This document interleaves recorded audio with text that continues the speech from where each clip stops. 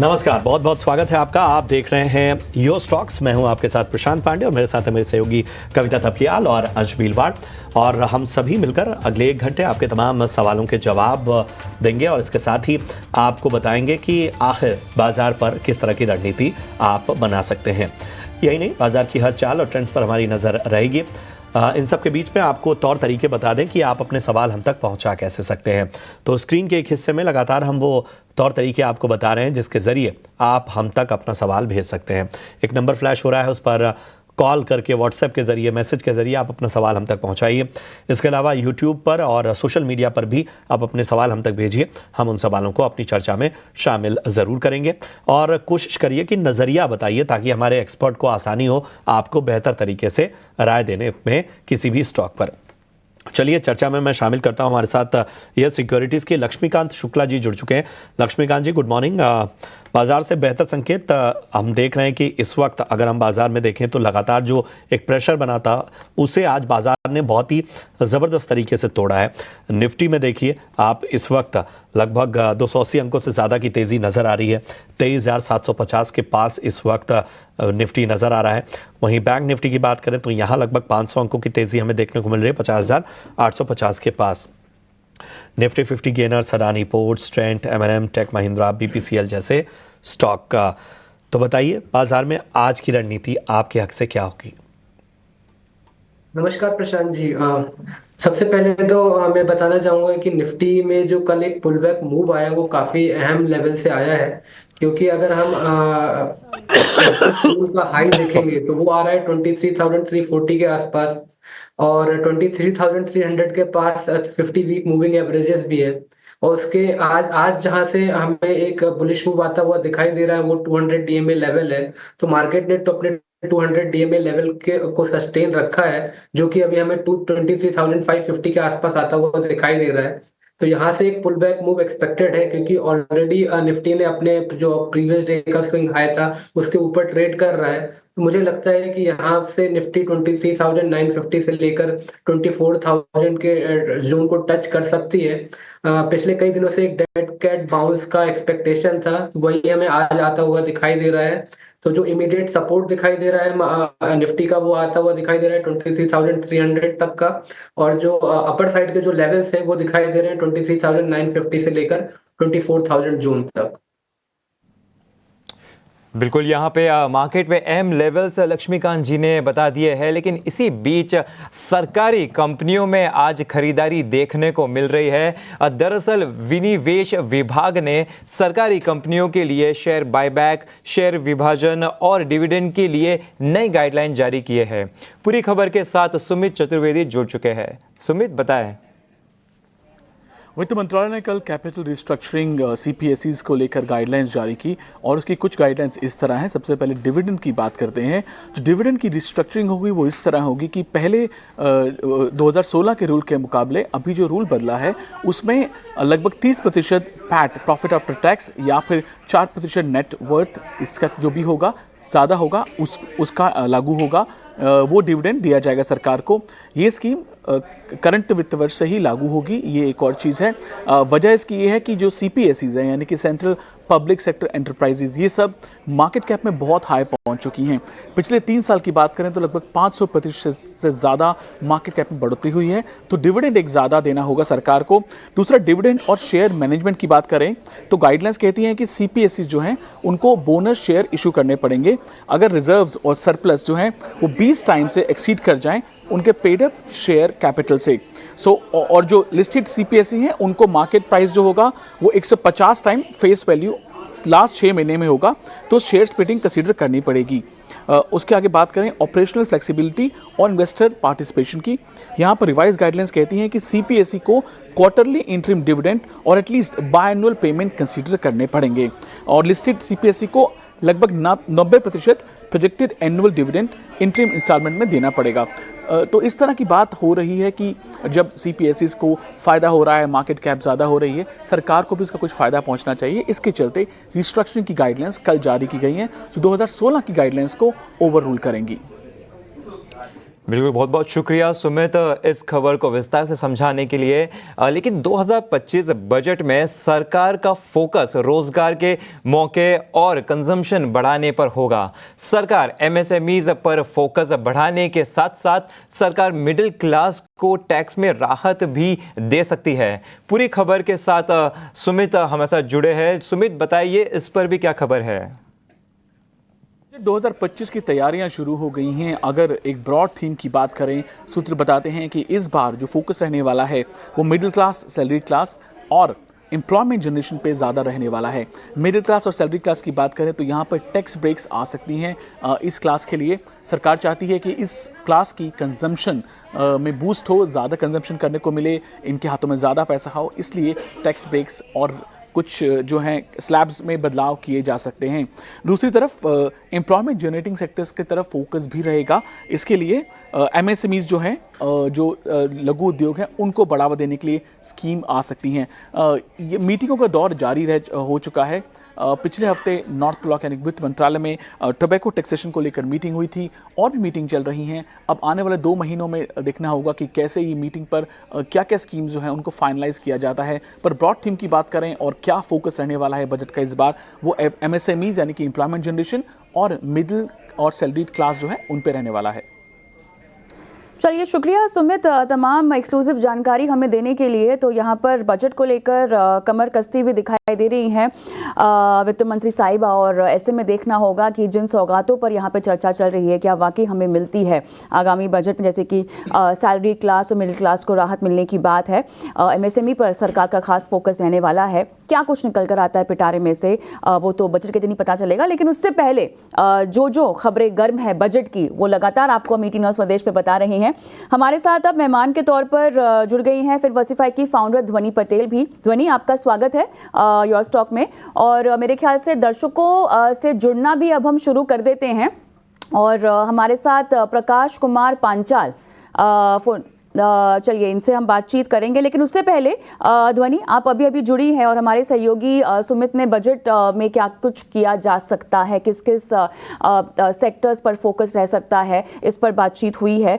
बताइएगा आप इसको कैसे देखती हैं और किस तरह की उम्मीद बाजार को भी अब बनती हुई हमें दिखाई देगी, क्योंकि आने वाला एक बहुत बड़ा ट्रिगर मेरे ख्याल से बजट ही रहने वाला है बाजार के लिए भी। क्या कहेंगी आप?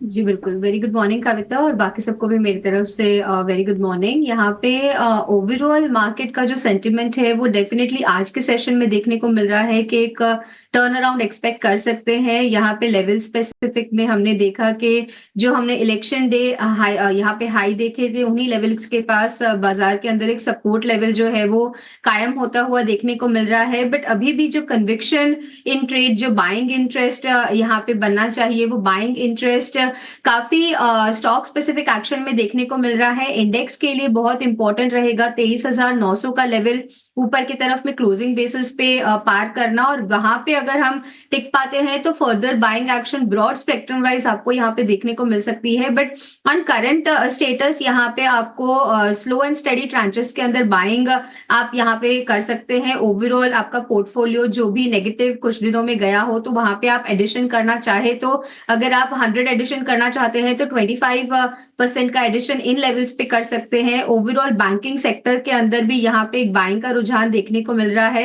हालांकि हमने देखा कि दोनों ही इंडेक्स, निफ्टी और बैंक निफ्टी, दोनों ने ही अपनी 200 ईएमए को यहाँ पे रिस्पेक्ट करा और वहां से हमें एक बाउंस देखने को मिला है। बट बैंक निफ्टी के अंदर अगर आप देखें तो हमने उस ईएमए को बहुत अच्छी तरह से रिस्पेक्ट करा और वहां से हमने लगातार पिछले 3 सेशंस में एक बाइंग इंटरेस्ट देखा है। तो डेफिनेटली बैंकिंग की तरफ यहाँ पे मेरा झुकाव ज्यादा बढ़ता है, जिसमें से पीएसयूज जो है वो मेरे फोकस में रहेंगे। तो पीएसयूज फोकस में है फिलहाल। और इसी से जुड़ा हुआ एक सवाल भी यूट्यूब पर आया हुआ है प्रमोद जी का। एसबीआई पे राय जानना चाहते हैं। इन्होंने 808 के स्तर पे खरीदारी की हुई है और इसके साथ ही इन्होंने जेएसडब्ल्यू इंफ्रा पे भी राय मांगी है। इस पे इन्होंने 306 के स्तर पे खरीदारी की है। तो एसबीआई 808, जेएसडब्ल्यू इंफ्रा 306। बताइए क्या नज़रिया बन रहा है ध्वनि? जी बिल्कुल प्रशांत जी, यहाँ पे एसबीआई के अंदर अगर हम देख रहे हैं तो डेफिनेटली बाइंग इंटरेस्ट इसके अंदर आपको बुलिश साइड का देखने को मिल रहा है। इनफैक्ट इंट्राडे चार्ट्स पे भी अगर आप देखें तो नीचे की तरफ 800 की लेवल्स के पास हाल फिलहाल की जो गिरावट हुई उसमें स्टॉक ने एक सपोर्ट लेवल कायम करा, और डेली स्ट्रक्चर पे भी अगर आप देखें तो ये एक बहुत ही अहम लेवल की तरह काम करा है। आप इसके अंदर बाय कर सकते हैं, बट मेरा यही सजेशन रहेगा जो मैंने स्टार्टिंग में बताया कि स्लो एंड स्टेडी ट्रांचेस के अंदर बाइंग इंटरेस्ट यहाँ पे बनाना चाहिए। तो यहाँ पे अगर आप 100 रुपए निवेश करना चाहते हैं तो करीब 25 रुपए का निवेश इन लेवल्स पे करें। जैसे ही स्टॉक यहाँ पे 830 का लेवल पार करेगा तो इसके अंदर वापस से एक बाइंग का रुझान है वो बनता हुआ दिखेगा, जो 890 के लेवल्स तक इसके अंदर बाइंग देखने को मिल सकती है। स्टॉप लॉस के तौर पे खास करके एसबीआई के अंदर 780 का लेवल ध्यान रखें। एसबीआई पे 780 का लेवल पर ध्यान रखे, इसे खरीदारी कर सकते हैं। पॉजिटिव आउटलुक यहाँ पे नजर आता है। लेकिन इसी के साथ व्हाट्सएप पर भी हमें कई सवाल आ रहे हैं, तो वहाँ से भी सवाल ले लेते हैं। लक्ष्मीकांत जी, आपके पास आना चाहूँगा इस सवाल के लिए। कुलदीप जी का सवाल है एचसीसी पर 200 शेयर होल्ड कर रहे हैं 40 रुपए के भाव से। स्टॉक देखें तो इनके खरीदारी से कुछ 8% नीचे नजर आ रहा है। इस साल के हाई से देखें तो वहां से कुछ 35% गिर चुका है। अब इतना गिरने के बाद यहां से क्या कुछ रिवर्सल के साइन नजर आ रहे हैं? साथ ही साथ इनकी पोजीशन लॉस में चल रही है, तो एक स्टॉप लॉस भी बता दीजिए। जैसा कि आपने बताया, ये स्टॉक काफी दिनों से डाउन ट्रेंड स्पाइरल में घूम रहा है, और अभी रिसेंटली इसने एक शॉर्ट टर्म बॉटम बनाया है 34 के आसपास। तो मुझे लगता है कि एक पुल बैक एक्सपेक्ट किया जा सकता है, बट मेजर अपसाइड मूव मुझे नहीं लगता है कि इसमें आने वाला है जब तक ये स्टॉक 42 के लेवल के ऊपर क्रॉस नहीं करता है। 42 के ऊपर सस्टेन होना काफी अहम रहेगा अगर हम इस स्टॉक में बाइंग देखना चाहते हैं। 42 के ऊपर अगर क्लोजिंग होती है तो यहाँ से स्टॉक फिर 55 से लेकर 58 के लेवल्स को टच कर सकता है। एक शॉर्ट टर्म स्टॉप लॉस मैं सजेस्ट करना चाहूंगा, जो कि हमें आता हुआ दिखाई दे रहा है 33 के आसपास। सो 33 के आसपास ये होल्ड करके रख सकते हैं, और ये अगर ये स्टॉक 40 के आसपास आता है तो वहां पे ये एग्जिट कर सकते हैं। लेवल्स पर आपको एग्जिट करने की सलाह दी जा रही है। आगे बढ़ते हैं, अगली दर्शक रांची से रविशंकर प्रसाद साहब फोन लाइन पर जुड़ गए हैं। रविशंकर जी नमस्कार, क्या हालचाल sir? Good morning. Good morning madam, good morning. बताइए सर, किस स्टॉक पे मैं सवाल है? रिलायंस का लिया था, तो रिलायंस तो 34-35 में लिया था मैडम। फिर उसके बाद वो बोनस इशू आया, बोनस वाला। हाँ। उसके बाद हम लोगों ने फिर थोड़ा एवरेजिंग करने के लिए 2-3 बार और भी परचेज किया। ओके, एवरेज तो प्राइस ये क्या है? मुझे अभी हमारे में एवरेजिंग करने के बाद 1400 कुछ रुपया दिख रहा है। 1400? हाँ, तो मुझे क्या सलाह देंगे? मैं अभी बना रहा हूँ या और भी ले लूँ या फिर कुछ निकलूँ वहाँ से? निवेश का ही नजरिया है ना आपका? जी जी जी, अगला 2-3 साल के लिए मैं इसमें रखना चाहता हूँ। बढ़िया बढ़िया। ध्वनि, जब इस तरह की मूवमेंट होती है तो थोड़ा सा डर तो लगता ही है, हालांकि हैवी वेट और हैवी लार्ज कैप निवेश का नज़रिया बनाए रखने के लिए एकदम सक्षम टॉप क्वालिटी स्टॉक, लेकिन आपकी क्या राय होगी? जी देखिए, यहाँ पे कविता, अगर रिलायंस के अंदर निवेश का नजरिया है तो डेफिनेटली बने रहना ही चाहिए, क्योंकि ओवरऑल हमें पता है कि this is one of the stocks के जहाँ पे आंख बंद करके कोई भी डिप भी मिलता है। इवन इन्वेस्टर्स देखते रहते हैं कि कोई 20% 25% का डिप मिले तो वहां पे खरीदारी करें इस स्टॉक के अंदर। तो डेफिनेटली बने रहने की ही सलाह रहेगी। नीचे की तरफ में स्टॉप लॉस के तौर पे स्टॉक ने अपनी जो 200 EMA है वीकलीज पे, उसको बहुत अच्छे तरह से रिस्पेक्ट करा है, जो 1190 के लेवल के पास आता है। तो उसी को यहाँ पे आप एक स्टॉप लॉस की तरह अडहियर करें, but overall the quality of the stock is very nice. आप इसके अंदर बने रहे, जैसे ही इसके अंदर बाउंस आता है तो वापस से आपको 1600 का लेवल देखने को मिल सकता है। चलिए, तो ये सलाह रिलायंस पर RIL पर आती हुई खास सेगमेंट ऑप्शंस के चैंपियन की तरफ।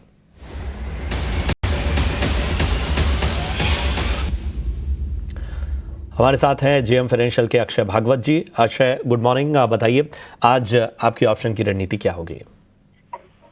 Good morning. तो आज ऑप्शंस के चैंपियन के लिए स्टॉक चुना है टाइटन, और डेरिवेटिव और टेक्निकल सेटअप के चलते नवंबर सीरीज में हमारा मानना है कि स्टॉक 3300 प्लस पार कर जाएगा। तो तेजी का व्यू आपको ऑप्शंस के जरिए पार्टिसिपेट करना है तो आपको प्लेन वैनिला कॉल बाय करनी है।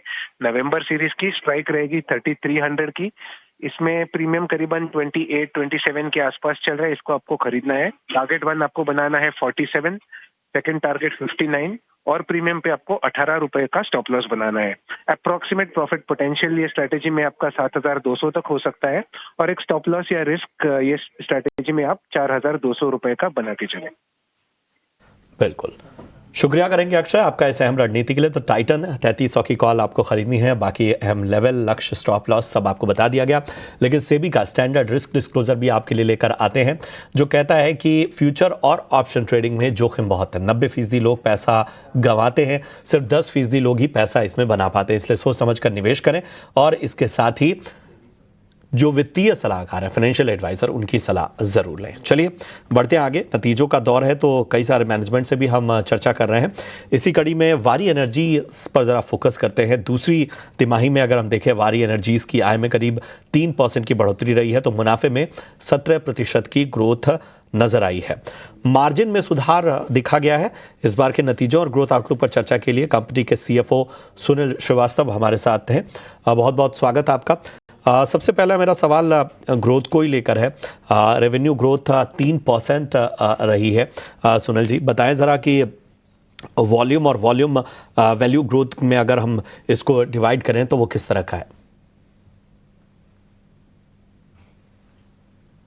देखिए, हम पिछले साल और इस क्वार्टर में वॉल्यूम ग्रोथ तो काफ़ी अच्छा रहा है, ऑलमोस्ट 39% ऊपर है। और जैसा कि हम जानते हैं, मार्केट में हम देख रहे हैं कि प्राइसेस थोड़े नीचे आ रहे हैं और इसका इफेक्ट तो दिखेगा। लेकिन साथ साथ मैं ये कहना चाहूँगी कि जो कॉस्ट है, जो मेजर इनपुट कॉस्ट है, वो भी नीचे आ रहे हैं। तो बहुत इंपॉर्टेंट है कि हम मार्जिन कैसे मैनेज करते हैं। तो इसी पीरियड में अगर देखेंगे तो मार्जिन, ग्रॉस मार्जिन हमारे काफ़ी अच्छे हुए हैं, 5% ऊपर है। तो इस पे हमारा लगातार फोकस बना रहेगा। बिल्कुल, मार्जिन्स में बढ़त नज़र आई है और जैसे कि आपने बताया कि इनपुट कॉस्ट भी कम होता हुआ नज़र आया, लेकिन हमारा अभी सवाल रियलाइजेशन को लेकर है। यहाँ पे थोड़ी सी नरमी नज़र आई थी, तो आने वाले क्वार्टर्स में क्या रियलाइजेशन और नीचे की तरफ जा सकता है? क्या है व्यू आपका स्पेसिफिकली रियलाइजेशंस को लेकर? एक्चुअली यदि देखा जाए, ये प्राइसेस रियली कंपटीशन के चलते ज़्यादा नहीं है। देयर आर अदर फैक्टर्स जो कि प्ले करता है, जैसे कि पूरी टेक्नोलॉजी कर्व है, जो कि आप देखेंगे पिछले 10 साल में किस तरह से प्राइसेस नीचे आ रहे हैं। और ये इंडस्ट्री के लिए अच्छा है, क्योंकि इससे सोलर या रिन्यूएबल एनर्जी की पेनिट्रेशन बढ़ती है और ज़्यादा इसका यूसेज बढ़ता है और डिमांड बढ़ता है। तो एक तरह से बहुत अच्छा है इंडस्ट्री ग्रोथ के लिए। और इसी वजह से हम बात करते हैं कि सोलर और रिन्यूएबल किस तरह से ग्रो करेगा, और एम्बिशन है 500 मेगावाट्स इंडिया में जाने, गीगावाट्स जाने का इंडिया में। तो ये एक तरह से अच्छा है। इसको हम कैसे मैनेज करते हैं, ये की है। और फिलहाल अगर वारी के मार्जिन्स आप देखेंगे तो बहुत स्टेबल रहे हैं, ऊपर ही गए हैं लगातार, क्योंकि हम इस मार्जिन को बेटर मैनेज करते हैं, कॉस्ट बेटर मैनेज करते हैं और अपना कस्टमर फोकस बनाए रखते हैं। सोनल, ये बताइएगा, मार्जिन्स के फ्रंट पे आपको कैसा आउटलुक आता हुआ दिखाई दे रहा है? कितने एक्सपेंशन की यहाँ पर उम्मीद है? और साथ ही नियर टर्म आउटलुक हम समझना चाहें तो क्या ये रेंज बाउंड रह सकता है जहाँ तक मार्जिन्स की बात है? क्या कहेंगे आप? बिल्कुल बिल्कुल, ये तो चलता रहता है। हमारा फोकस रहता है कि हम अपने कस्टमर मिक्स को भी डाइवर्सिफाई करें। और मार्जिन फोकस का जहां सवाल है, हम और भी लीवर्स देखते हैं। हमारा बैकवर्ड इंटीग्रेशन एक आ रहा है, सेल कैपेसिटी, जो कि इस फिस्कल ईयर में कंप्लीट हो जाएगा। वो है 5.4 गीगावाट सेल कैपेसिटी। इससे हमें मार्जिन में काफ़ी मदद मिलेगी। और आगे चल के हमारी एक इंटीग्रेटेड कैपेसिटी भी आ रही, जो कि हमने अनाउंस किया था पहले, 6 गीगावाट की cell, module and ingot wafer. तो इससे भी मार्जिन पे मदद मिलेगी। तो दोनों तरह का है, हम मार्केट को किस तरह से देखें और कॉस्ट को और इंटीग्रेशन, बैकवर्ड इंटीग्रेशन को किस तरह देखें। बिल्कुल। सोनल जी, ज़रा मैं ऑर्डर बुक पर भी आऊँगा। अगर हम क्वार्टर ऑन क्वार्टर बेसिस पर देखें तो बड़ा ही फ्लैट रहा है ये। तो क्या किसी तरह के चैलेंजेस आ रहे हैं, चुनौतियां हैं नए ऑर्डर बुक को विंस पर? जी इस तरह से नहीं देखना चाहूंगी मैं। ऑर्डर बुक फ्लैट है। ऑर्डर जो आते हैं वो हम कंज्यूम करते हैं, कस्टमर की ऑर्डर फुलफिल करते हैं और फिर नए ऑर्डर्स लेके आते हैं। हमारा कोशिश हमारी ये रहती है कि किस तरह की हमारी यूटिलाइजेशन और लाइंस वगैरह चलते रहें और कौन से अच्छे ऑर्डर्स जो हम ले हमारे प्रॉफिट को भी मदद करें। तो इस वे में अगर आप देखेंगे 20 गीगावाट्स जो है हमारा ऑर्डर बुक, ये करीब हमारा 2 साल का ऑर्डर बुक है। और जैसे हमारी कैपेसिटी और बढ़ेगी, जैसे मैंने कहा, इससे हम ऑर्डर बुक इंक्रीज ही करेंगे। बिल्कुल सोनल, और साथ ही साथ ये भी बता दीजिए कि यूएस मार्केट में अभी ट्रंप इलेक्शन जीते हैं, तो क्या उसका कुछ रिएक्शन यहाँ पे नज़र आ रहा है बिजनेस में आपके, और आने वाले समय में क्या एक्सपेक्ट किया जा सकता है इससे? ये मैं कहना चाहूंगी कि हम यूएस में अब लोकल प्लेयर हैं, हमारी फैक्ट्री अब आ रही है वहां पे, तो हमारा लॉन्ग टर्म प्लान है यूएस में। हम देखते हैं कि रिन्यूएबल एनर्जी जो है फ्यूचर के लिए एक सबसे चीप फॉर्म ऑफ एनर्जी है जो सबको यूज होएगी। तो अभी हम इसका तो लॉन्ग टर्म व्यू लेते हैं कि पॉजिटिव ही है, और हम देखेंगे ये कैसे आगे इवॉल्व करता है। और हमारा फोकस तो बना रहेगा कि जिस प्रकार हम इंडिया से अपने कस्टमर्स को सर्व करते थे यूएस मार्केट में, उसी प्रकार से हम यूएस से भी सर्व करते रहे। बिल्कुल, बहुत बहुत शुक्रिया सोनल, हमारे साथ जुड़ने के लिए और अपने बिजनेस पर इतने विस्तार से चर्चा करने के लिए।